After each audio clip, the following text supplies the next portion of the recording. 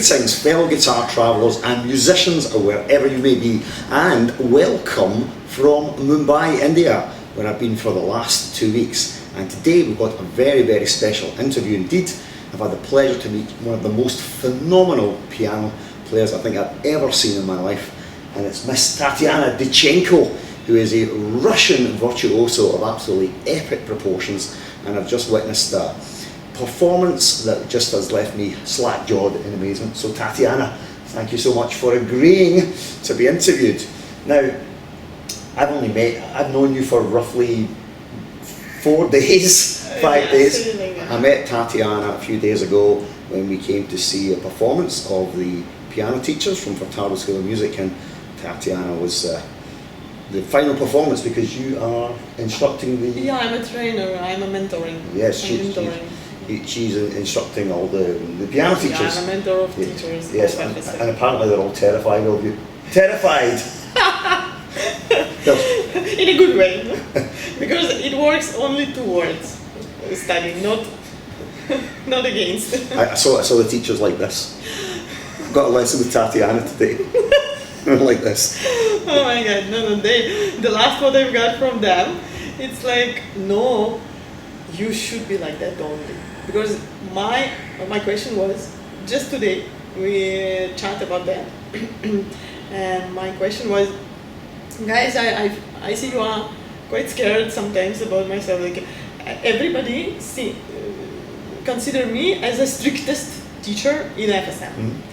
And I asked them, okay, should I change my behavior? Should I change my position? Should I change my way of teaching? No. That you won't be so scared of me, that you won't be so stressed of me, that you won't be so terrified to come to the lesson. And the answer, I was really surprised, because I was thinking that they will say me, oh, maybe, it would be better, but they told me definitely not.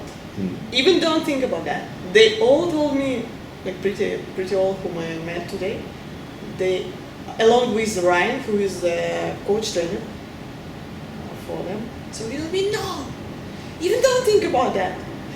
If you will be kind, if you will be like we are, so our level of playing again will fall down. So. Well, I completely agree. Slave drive them, that's what I say. Whip them, no mercy, no remorse. So, we're in Mumbai and I'm flying back to the UK today, so this is my last day, and I thought we'd get the interview with Tatyana before we go. So the first thing I want to ask you about your history and your journey, because what's interesting about this whole conversation is that your journey and my journey couldn't be more different in terms of music and influences and genre, and so it's a really meeting of two completely different musical cultures here. So the first thing to ask you is, how did you end up in Mumbai? I mean, you're from Russia, right? Yes, I'm from Russia, and of course I'm getting this question, I think, mostly often. Yes, most often. I know it's a very boring question, but tell us, how did you end up in Mumbai? Yeah, because probably it looks and sounds very weird, because the India is completely different to Russia.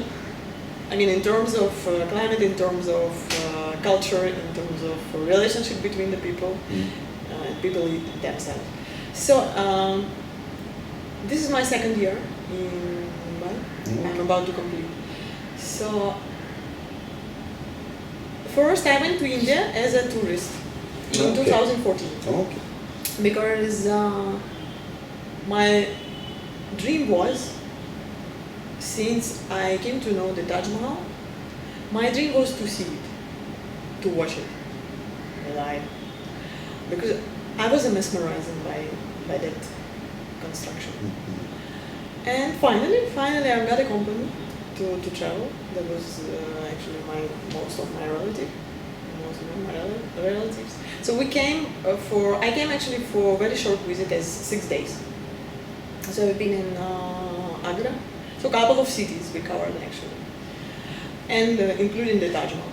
And that time, I don't know, something happened, and I was deeply impressed by India. I've got the feelings special feelings, that it's something very, very close and very, very familiar to my soul. I mean, it's just a feeling. I could not explain it logically, but that feelings that strong was that strong that when I came back to Russia to revise my work, I was feeling sick. Okay. And I definitely understood I should come back. And for that, I started to research the job, because up to that moment, I was living in Moscow about 20 years already. Oh, it's a long time. Yeah, because I am originally not from Moscow. Yeah, and then I was quite fed up of Moscow life up to that moment. I think that time was to change something. Why? Can I ask why? Yeah, that's a good question. Because when I came in Mumbai, particular Mumbai, exposed me all the same, but in most.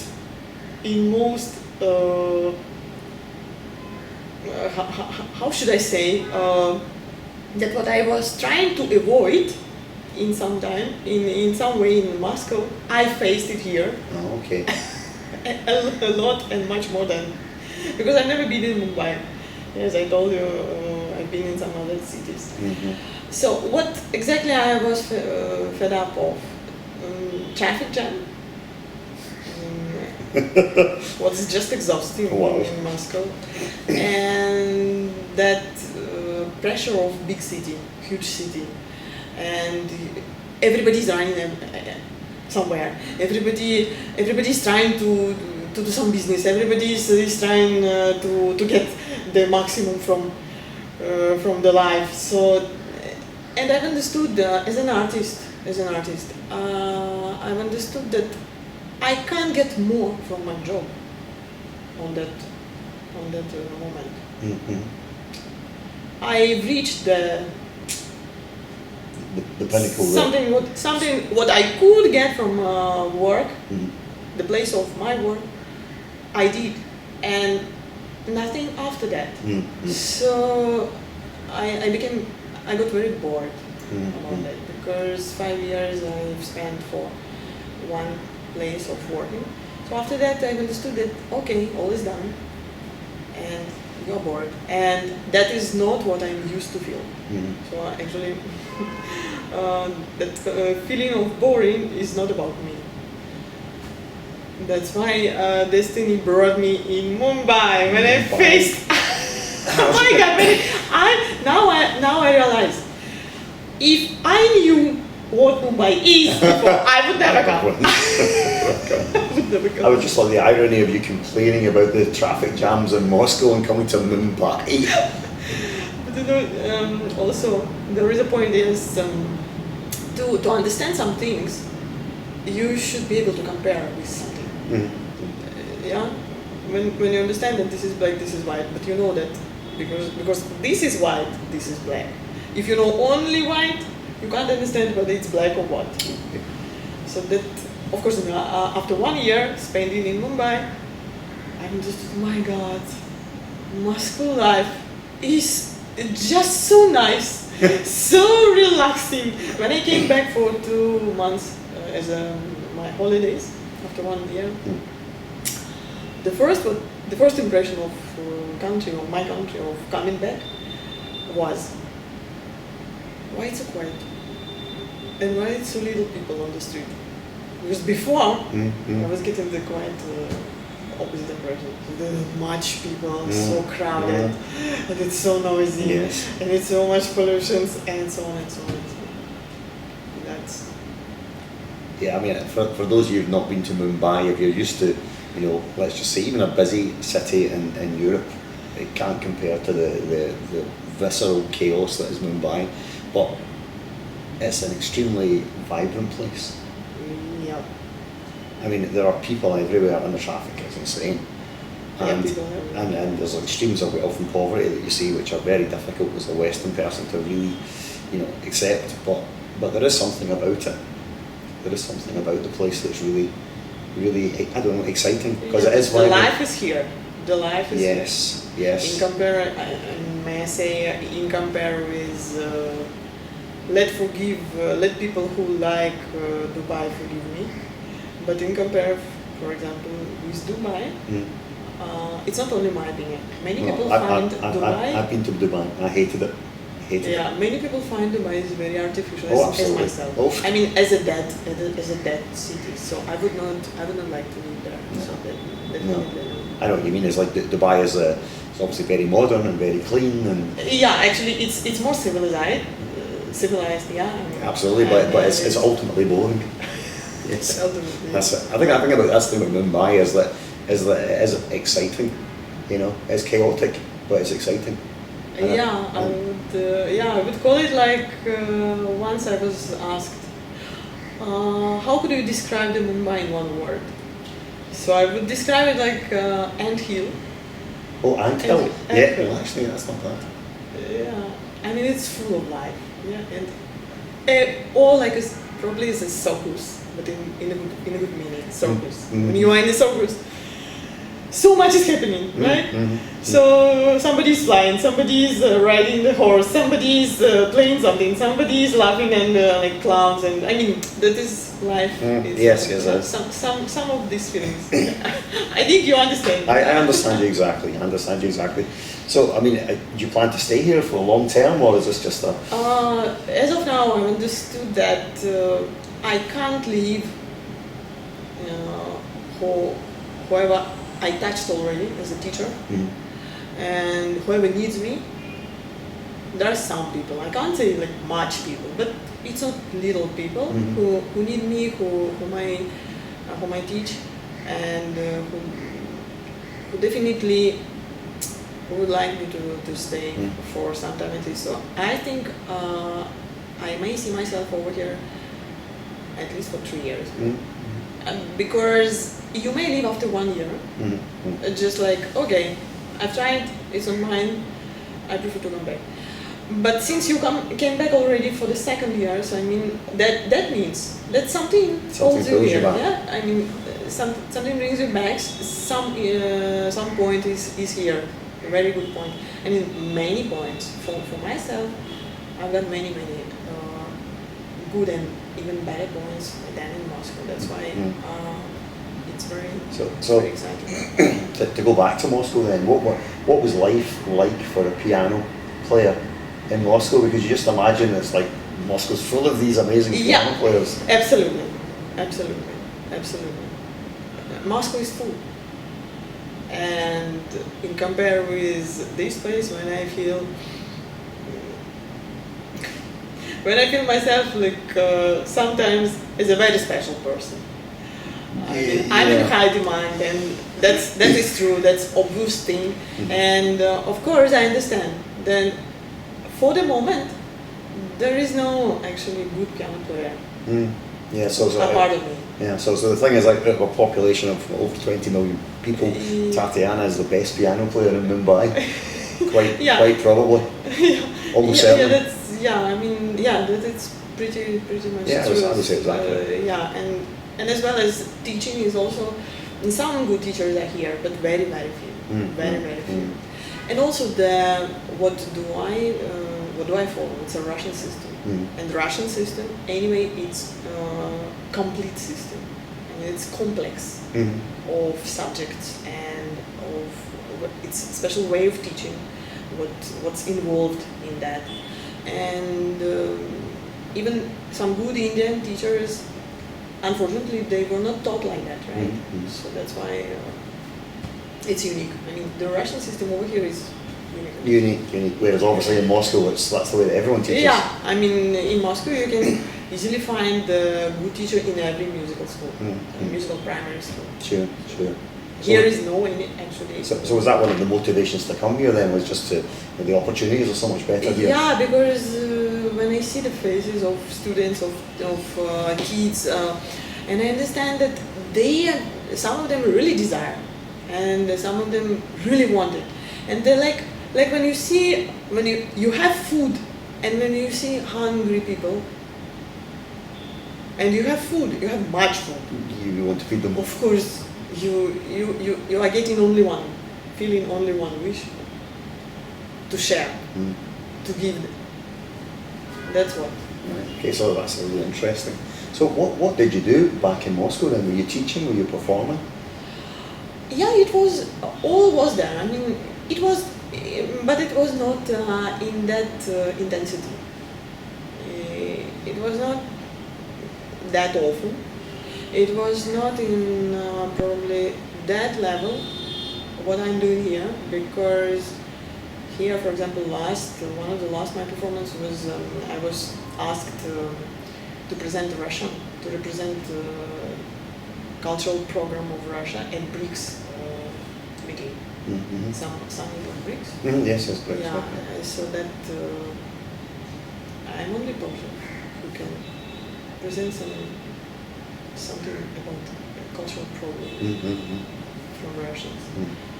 So of course I didn't meet that kind of opportunity. Right. Okay. Yeah, okay. because in Moscow there are, as you told, there are many. Yes, so many. So the moral of the story is if you live in a large city that's full of brilliant guitar players, move to somewhere where there aren't any. Yeah. And you'll have a career instantly. So, to go back in time and before Moscow, so how long have you been playing piano for? Up to now, it comes to, I may say it's more than 30 years. 30 years. And did you start very small? Yeah, as usually in Russia, we start 6. 6 years old? 6, 7, I started at 6. And were you always taught? You were always taught? Yeah. I was always taught. Of course. Because you know the tradition, well not the tradition, but the way that I learned was completely, oral. Self-taught by you. Yeah, I know many of jazz and rock musicians who were taught by themselves actually. Yeah. I mean, with any luck to get someone, with good luck to get some master class workshops, to attend the workshops, to get some master classes. Otherwise, yeah. And whenever I meet people like with these stories, because I meet in India, I meet that kind of people a lot. They're all like self-taught. It really fascinates me because I'm asking myself, could I do like that? Could I be self-taught and achieve something by Western classical music? I see. I don't know what to answer. I suppose you can't really answer that because your life experience was to be taught. Yeah, but because the Russian tradition is to be taught only. We provide only classical music, right? So unfortunately, our folk music is now it's about to be forgotten. Oh, really? I mean, some people try to carry, but it's really really big struggle. You find that even over here in India, is like musical traditions, like indigenous musical traditions, are really under threat from just this kind of global jihad of Western music. Yeah, but here is much better. Here, yes. Lots of that kind of street festivals. They have so much holidays, that religion holidays, Hindu holidays. I mean that. Festivals where they play. Actually, they play on the street. They use whatever they have. Yeah, and they singing. We don't do that. I mean, it's so foreign to Russia in this way. So unfortunately, we are not like that. So that's why Indians close to me particular, because musicians is usually very open people and very easy communicate, right? So that I find that similarity. Yeah, I can see that. About Indians in general. I can see that. I can see that. Open heartness, and that quite friendly people. It's not actually only my opinion. No, I mean I've been coming to Mumbai since 2008, and I generally agree with you. sentiments. Yes. It's a very different Really sort of nice. culture. I mean, actually, the longer time I spend here, the more I enjoy it. Once you have to get beyond the sort of the superficial, just how direct and in your face India is, because it's uncompromising. It's just like it's right there, literally. There's people everywhere. It's just once you adjust to that, it's, you could imagine. Well, you're living here, but obviously I'm not. But you could imagine it might not be a bad life. You can imagine that. Yeah. So, playing for 30 years and started when you were just young and always taught. So I mean, I know that you won some quite prestigious festivals and competitions and so on. So, take me through a sort of potted Tatyana history of your playing. So, you started playing at 6. Yeah, I started to learn, not to play. Oh, to learn. So I would say you can play one note, you can play at 6. You had to learn at 6. Actually, I unfortunately completely don't remember what did I play at 6, at the age of 6, 7. I don't remember. I remember my first competition. It was not much in my life. There was not much. How old were you? First competition? When I won, when I got a special prize for performing a particular piece, I was, I think, 11. 11, wow. So you've been playing for 5 years now? Yeah. Right. Yeah. And you kind of went on from there to, so because you went to study formally at some point, didn't you? Yeah. You were always taught, but then you actually went to a conservatoire or something like that. Yeah. So where did you actually study then? Yeah, actually I was born in Siberia. Originally I'm Siberian. All right, from Siberia. Yeah, and I'm from very, very tiny place. And the point is, I moved. So where I was born, I did not spend my childhood. Right, okay. With parents, those days it was a really, really famous, big.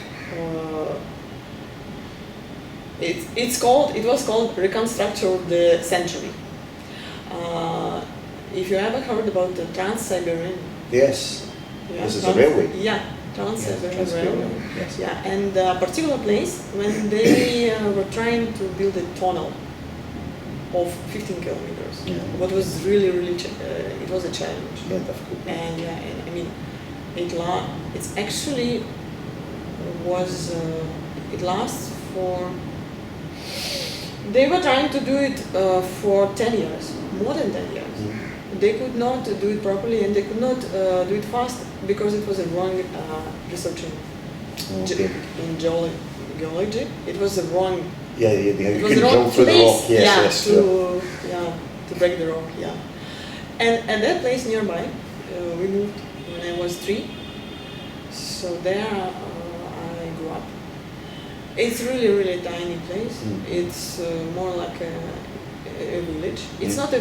It was not a village, but it looks like a village. Yeah, not like, big enough to be a town. It's like 10,000 people of population. Small. And almost, my mom was telling me that at the beginning, like first 3, 4, 5 years, people didn't lock doors.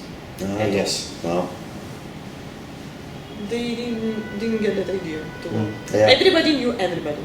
Mm. That was like that because actually that place where good or very good people came to create that something new. I mean, that reconstruction took a lot of professionals, yeah, from everywhere, all over the Russia.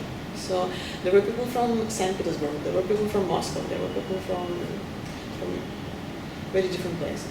So, but actually, it was good, but it was good for growing up as a place because it's a beautiful place near the mountains.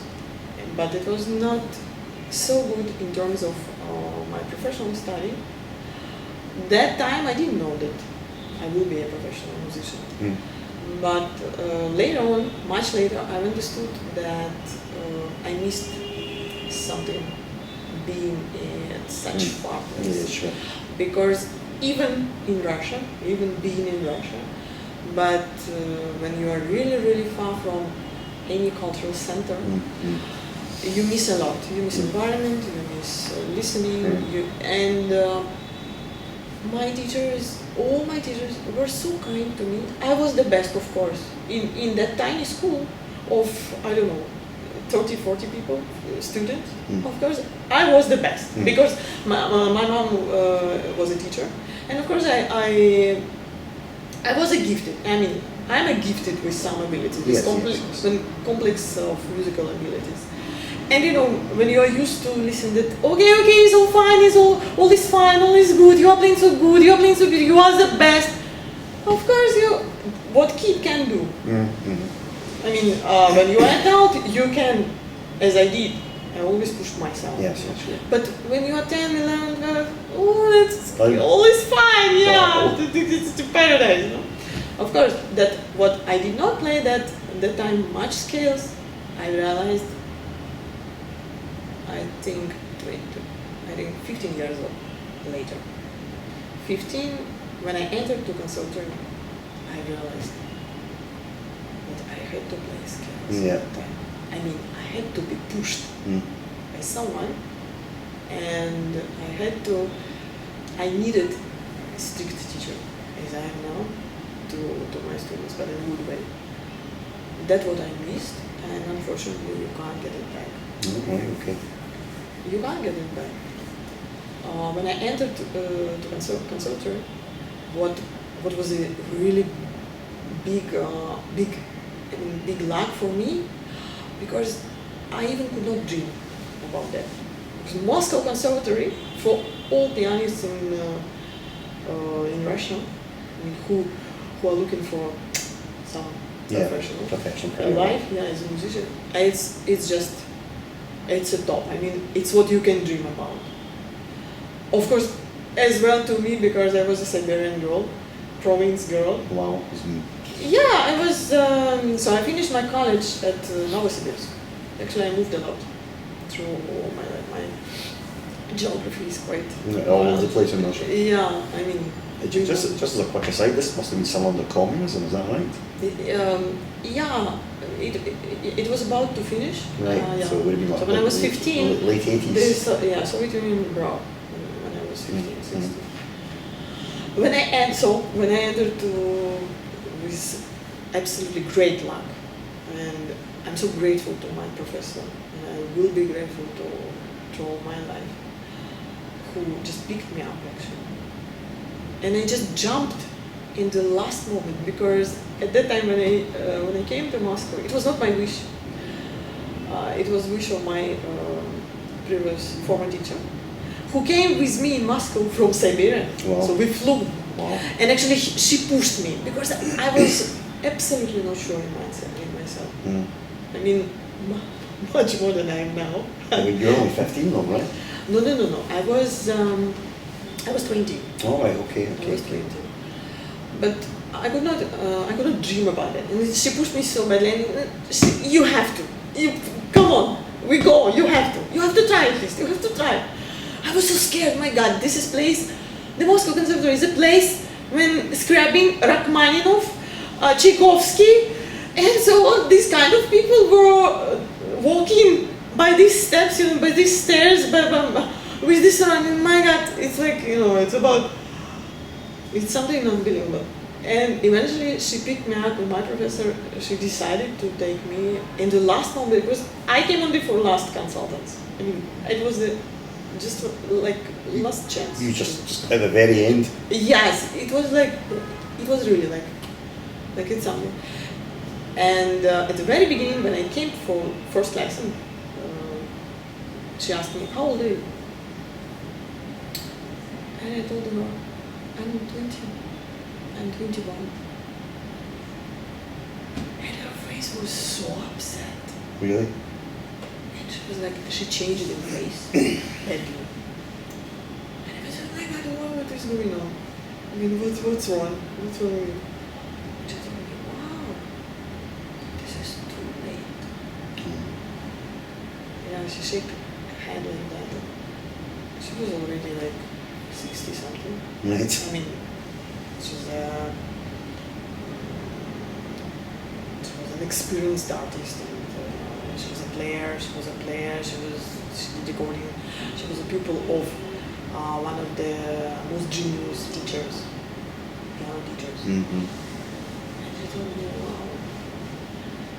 And I understood it later on only, after when I graduated already. At that time I did not understand. What's 120? On my end, consider like, oh my god, I'm so it's just all ahead. Yeah, so actually it's believed that up to 18 you should be done with technique. Right. So fully developed technique. Yeah. Which I was not. So was she right? Was it too late, or did you manage to catch everything up? You want an honest answer? Yeah. No, I understand that I could not catch up, or you just, as I told you, you can't get back time. That time you can't get it back. You can't over practice that hours or that years what you've spent not in the right place with not that right teacher. You can't over practice that by your own. It should be all in particular time. Yeah, so I mean it works for classical musicians. It works like this only. So at the age of 11, 12, you're supposed to play this. At the age of 13, you're supposed to be able to play that, and so fast, or like this quality. So you have to keep level like this. At the age of, and so on. I mean, I perfectly understand when I play, I'm trying to do my best, and I understand why sometimes I can't get it 100, because it's what we call school. It's standard playing, which you should develop when from like. Well, I mean, obviously we come from very different backgrounds, so I don't know whether I would entirely. I don't know. For me personally, and for people I teach, I wouldn't entirely agree with that assessment that if you're not at a particular standard at a particular age, then you could never achieve a standard beyond that. I don't know. Yeah, but I'm talking particularly about technique side, you know? I think I'm talking about that as well. Yeah. I mean, I don't know what it's like. I don't know what it's like in your... I feel it. I feel that gap. I mean, I feel that... You feel it's like just a technical gap? Technically, yeah.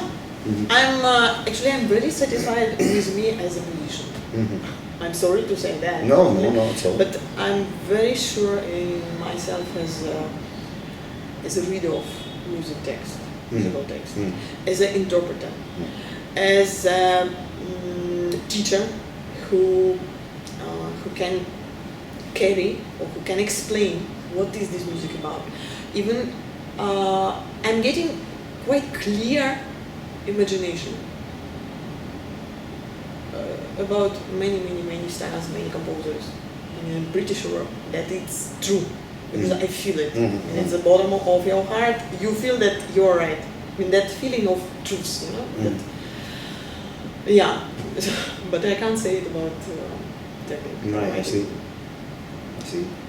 Well, when I listened to you play, there didn't seem to be a lack of technique, frankly. There wasn't exactly a lack of technique. Well, one of Tatyana's specialities is this thing where a couple of pieces, as you'll see, where she just plays with but the it left depends hand who. But actually, it depends who you compare yourself with. Well, yeah, but I mean, that's a point. well, it's an interesting discussion because it's a discussion that the guitar players have a lot about technique. Because there are many guitar players who are very, very obsessed with technical facility, and at one time in my life, I was one of those clowns. And then you come to a point where you realise that whatever level of technique you possess, whether it's an absolutely extremely high virtuoso level, or merely good, or merely serviceable, or merely average, or even below average, you can still express yourself with the means that you have. So whatever level of technique you have, you can express yourself with that level of technique. Yeah, but I think particularly piano players piano players as well as violinist players. I mean, the standard of piano playing is so high. Yeah, it's very high. And it went for so high level through 20th century only. Because at Chopin's time, at Beethoven's time, and those composers' time was not that fast tempos. Mm-hmm. There was not that tempos what we carry now, what we play nowadays at. So that obvious thing, which many people are talking about, so it's actually is already proved. And that's why you should just be able to keep yourself up. Yeah. You should be able to keep. You should be able just to. I understand what you're trying. To be responsible for. I understand what you're saying. Is if the level is here. To stay at that level. Yeah. If you are not there, you are not a player. Yeah, you are not a performer. That's why. Well, I mean, and people, and I must say that audience also, the public nowadays is very spoiled. Sure. I mean about that what I'm talking Western classical. No, sure. Well, very spoiled because the level is extremely so high. high. The level is extremely high. Well, obviously on my own instrument, electric guitar, I mean, you can see that the development of the ability of the players on the instrument, say the last 40 years, is phenomenal. So you would take the best players from 40 years ago and compare them with the best players today. There's no comparison. Yeah. You know, I mean, the bar has reached so high now, and what's expected for us all modern sort of electric guitar player is phenomenal technique, really incredibly good musicality, great understanding of style and genre, and the ability to convincingly play and improvise in a really wide range of styles, and then also really great, theoretical and harmonic knowledge. The best electric guitar players today now have all that. They're operating on an extremely high level. So I would agree with you that the development of the instrument, certainly guitar, I mean, I've witnessed it in my lifetime. I've witnessed it, and as we've been a little bit longer for piano, but yeah, I agree with you that the bar is so high. Yeah, that's. Which is kind of terrifying. That's really. how it is. That's how it is. Yeah. And I may tell you because recently I met in person one of the most famous piano player, Russian piano player, who's really on the top of Parnas, right. as I may say. And we had a conversation, tete-a-tete, and he told me, you know what, he was doing a competition for young musicians named after Tchaikovsky, because we have a normal one for adults named after Tchaikovsky since with like that long tradition. And he set up the competition named after Tchaikovsky for young musicians only. For young children. Up to, I think, up to 17, 16. 16 or 17. And what he told me, it's incredible. He told me, you know what? They are playing faster and better than me. I said, no, it's not possible. I mean, you are, huge. He's huge. He's like a machine, His technique is, no problem at all. Mm-hmm. I mean, all is there. The velocity, dexterity, the brilliantness. But he told me, I asked him, how come their 11, 12, their hand is not that much, right? Mm-hmm. So the teenager it's just not developed. Yeah, it's not How? developed. It's not grown. How? But yes, it is. They do. I don't know how, but they do. Mm-hmm. So that means a new generation. Yes. It's a new generation came up, and even he, feels. See, even that kind of people feels, already like they feeling, oops, okay. Well, I think the way to look at it is that generation of players could never have got to that point if it wasn't for the generation beneath them. Yeah. So but you're this is very standing. good. I mean, this is actually a very good point. I'm very glad to hear that, because that means we're still improving. No, it's not I mean, good. the direction is the here, direction is and positive. it's not. It's interesting. It's the many people are interested to be a musician. Yeah, because obviously, I would say a musician's life is quite special in terms of sacrifice. Yeah, sure. And it's not easy. No, it's not an easy life. It's not an easy life. I couldn't do anything else. Yeah. So I'm kind of curious to know. You went to the conservatory in Moscow when you were 20, but you won some competitions thereafter. Did you know? You know what? I'll tell you honestly, I did not attend any solo competitions after that. After I got some, when I was 17 or 18, I think I got some scholarship as a young talent musician, young talent piano player. After that, when I entered in Moscow Conservatory, I was a bit under pressure, I would say. Because for me, as an outsider, I mean, in terms of, I was not from Moscow. I was not something even around that. I was really from far, very far. And at that time, I already had to cover a lot to catch up. To try and get up. Be able, because I'm in the course, right? So we are like 20, and the standard is only one. The standard is only for everybody, and of course, like 3 years, I was trying to feel myself okay. I mean, it was okay, it was good, but in the same time, of course, I understood that I have to work twice more at least. While my colleagues on my bench, people of my year, they would just carry on whatever they already had. They would just carry on. And I had to climb. Right. I mean, I had to go like that instead of doing like this. I mean, slightly. That what? And I don't know. My teacher, my professor of conservatory, she was telling me from time to time, why won't you come somewhere for the competition?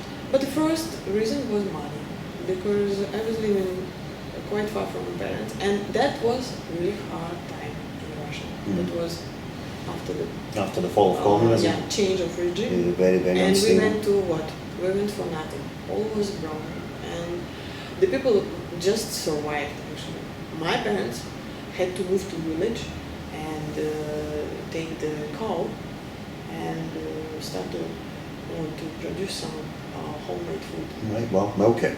Milk the cow. Yeah. To make milk and cheese and things like that. Something like that, because the salary was just pathetic. You could not you couldn't live for that. It was not decent, and they had to help me, right? Because I was staying in Moscow. They are in Siberia, so that all things. I remember clearly. First reason was money. Was no money. Even I worked. But second reason, I was never feeling myself ready. I was much doubt in myself, and there was no person who would really push me. Like not my, that intelligent people as my professor, that good old-fashioned style people would never tell you, okay, come on, Tanya, let's do it. Come on, what are you wasting time? No, she was from last generation. I mean, from past generation. From those people who could just give you a hint or suggest kindly, very gently, but not like. And that time I probably needed somebody who to push you. I went through what I'm done with competitions. A couple of years ago, I joined. I found a duo partner, and we went for all over Russia competition in piano playing, duo piano playing. So we've got first prize over there, and then we went to Monaco for international, and we got second one. Very good. That's it. That's it. I mean, I never felt that I'm that kind of player for the competition, because for the competition you have to have certain set of abilities. My nervous system is not like that. I understand that, of course I understand it now, I've understood it much before. Somehow I don't know. It's now it's difficult to decide. I think I mean obviously. But it was like it was. Yeah, sure. Well, that's not. I don't think winning piano competitions defines your life. Yeah, and also I met so many. I mean, I've heard so many stories, sad stories, about when good players could not get through, could not win.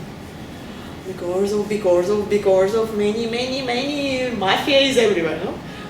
That corruption is there, even there. So let's say that. Okay, so I'm just thinking, is there anything else to mine out of this then? So when you finished your studies at the conservatory and you graduated, what did you do? You just had the life of a working musician? So I ended for postgraduate, but immediately after passing exams for postgraduate, I was offered a job in Croatia in private academy, High Academy of Music, and I moved there as a accompanist, mostly as a piano teacher also. Mostly accompaniment in the flute class with world-known flute player, French flute player. So very much experience. So meanwhile, I was preparing for my exams. So actually, I showed up myself only at the exams. Right. That time it was possible. Nowadays, it's absolutely not acceptable. No, you can't do like that. I think I was lucky, because at that time, of course, I needed a job, and of course, it was so interesting to me to go abroad. It was my first time. Yeah, sure. And it was like, of course, it was amazing. It was good. Yeah, and even then. Even that time, my professor was not happy with me. Obviously, I think she missed me at that time, and she was feeling not good that I went and I'm completely out of touching with her. So, but I just came back to get my exam, to give my exam, to take an exam. Yeah, sure. That's it. That was it. You were finished. Yeah, I mean it was for 2 years. Yeah.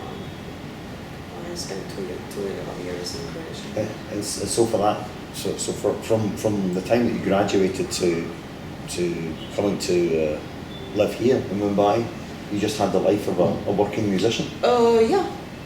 And that was just. Of course, I left to live in Moscow, and I did many different activities as a musician, because when I came back from Croatia, I didn't have any job. That's what I'm thinking now sometimes.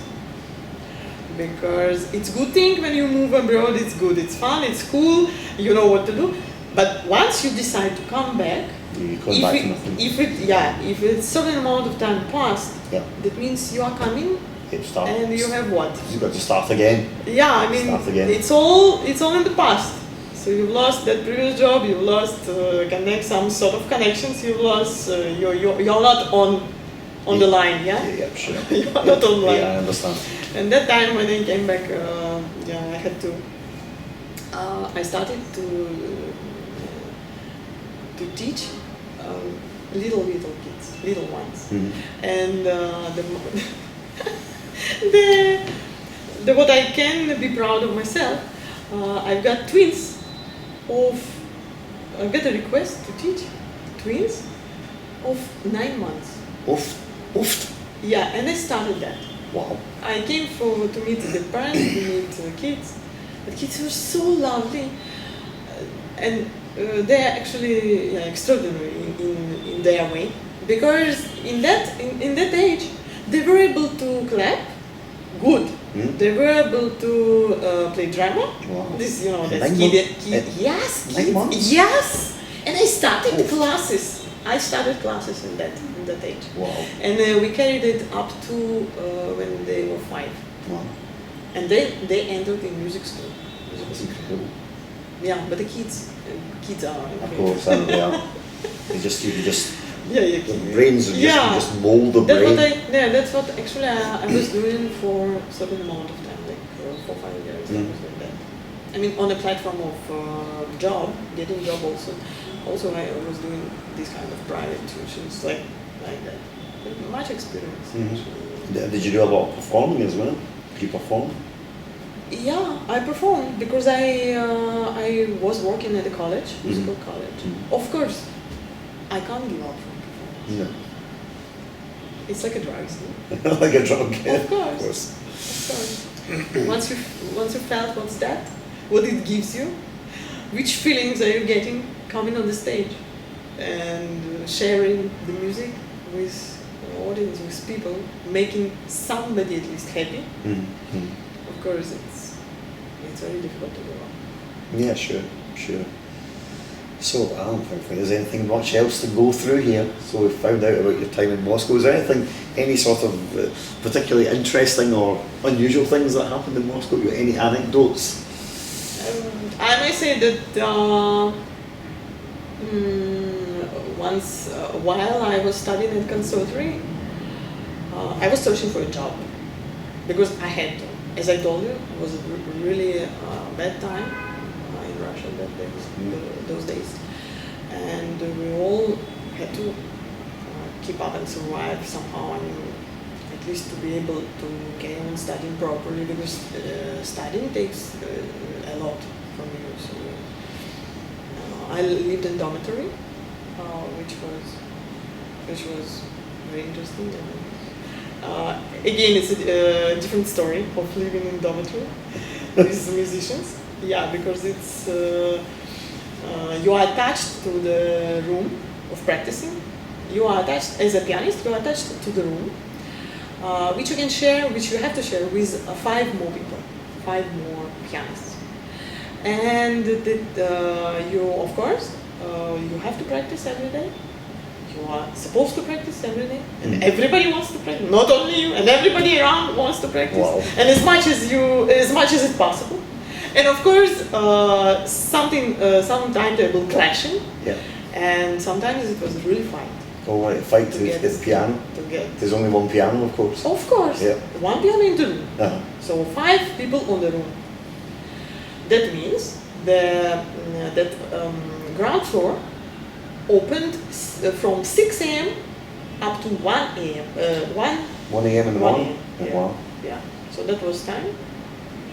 And of course, from time to time, somebody has to wake up and go to practice from 6. Yes, from 6 till 10 at or least whatever. 6:30, because otherwise you're not getting time at all. So that was really, this is, school of life, actually. It's a test.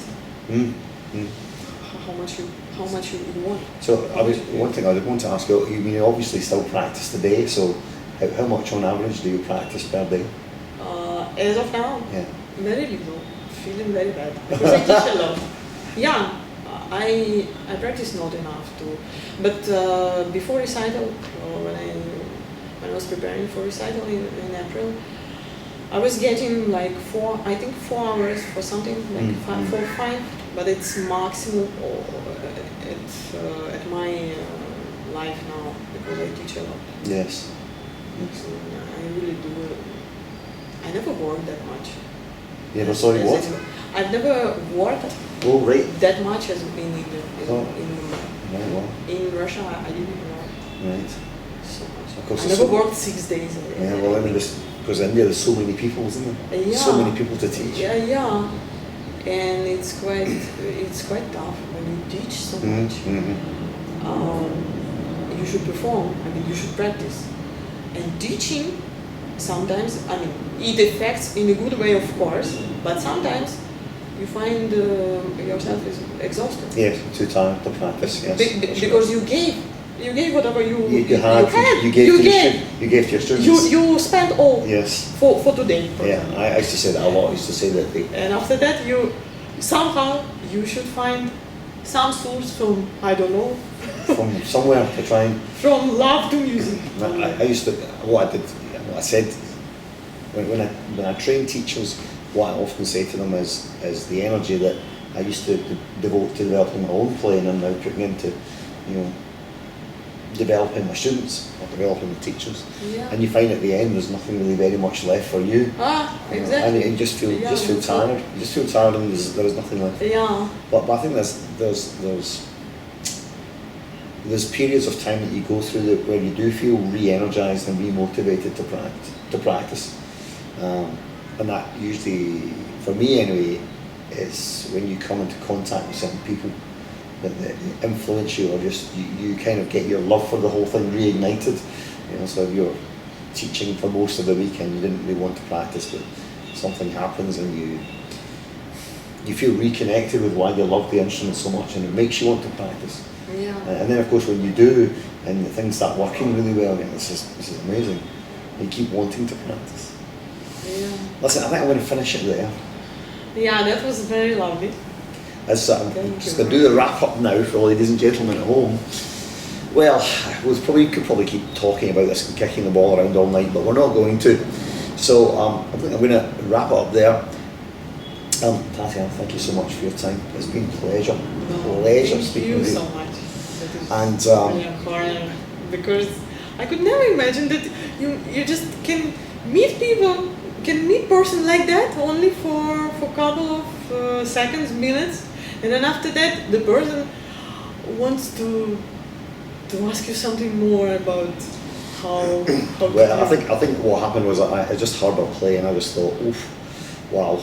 It's not often you get to see and hear musicians that good, and I knew there was an opportunity to talk to you. So that's why I can carry it. That's the only reason how can I carry it in spite of anything.